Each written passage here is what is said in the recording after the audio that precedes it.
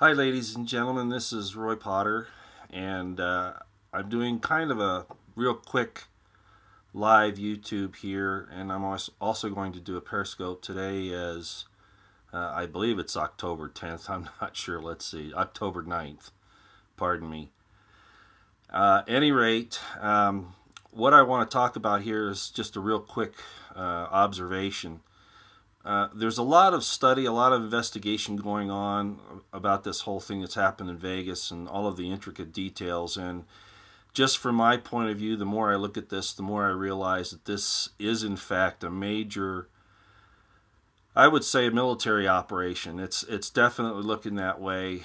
But I know people like Paul Joseph Watson are saying that there were not multiple shooters, multiple locations, things like that.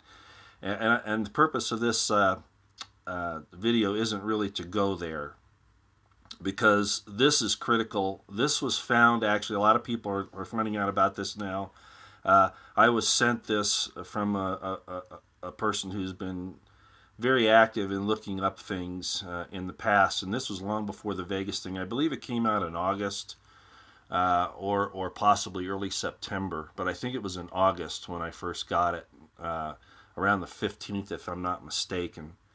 A person sent it to me, and so as you can see here, it's asking for crisis actors for Las Vegas from these same companies that have been providing crisis actors for other places that we found out about. Now, before I say anything more, I'm going to say this up front. I am not saying, let me repeat that again. I am not, N-O-T, not saying that the shootings, the casualties, the horrible thing that happened there with killing and injuring people did not happen. That's not what I'm saying. I want you to understand that. This piece here goes to something else that's very important. If this is linked at all to getting people to do acting in Las Vegas, not necessarily and probably not at all at the Mandalay Bay and the Highway 91 Harvest Festival, possibly other locations around the city to cause confusion. What this shows, if it's linked, is that this thing definitely shows evidence that this was a planned event by more than just Paddock. Let me repeat that. If this is linked at all to the Las Vegas Mandalay Highway 91 Harvest Festival on the date that this whole thing occurred, then it shows that there was prior planning by people other than Paddock, Stephen Paddock. That's the issue here. Now, I don't have access to, the Las Vegas police. I'm not even going to ask the FBI to look at this because they're involved in this. They're involved in this entire deep state mess that's going on in this country right now. The attempted coup against the president, the things that are being done to destroy our republic. I put out before that the FBI equals the CIA. Mueller was involved in allowing the CIA to, and they do this anyway. And I'm going to probably do some information in the future about how intelligence agencies, the people that they look out the most for when they're doing recruiting are other intelligence agencies trying to get inside their organization. I don't have time to explain that here right now, but the point is I don't trust the FBI. Las Vegas PD, as most of you have been watching my Twitter, I do not trust Sheriff Lombardo for a lot of reasons. He has been involved with the deep state for quite some time. I think maybe he's now realizing his mistake. That he's given his soul to the wrong people, and he's very upset about it, I think. But he's still under control by these guys in the FBI. But at any rate, getting back to the issue here, this would be linked. If this is linked to what's happened, if this was the purpose of this ad, and it looks like it is, then there was something else much larger going on than Stephen Paddock himself. Now, where would they use crisis actors in a situation like this? Well, they wouldn't want to put them in the Mandalay Bay area. They don't want their actors to get shot, in a real shooting.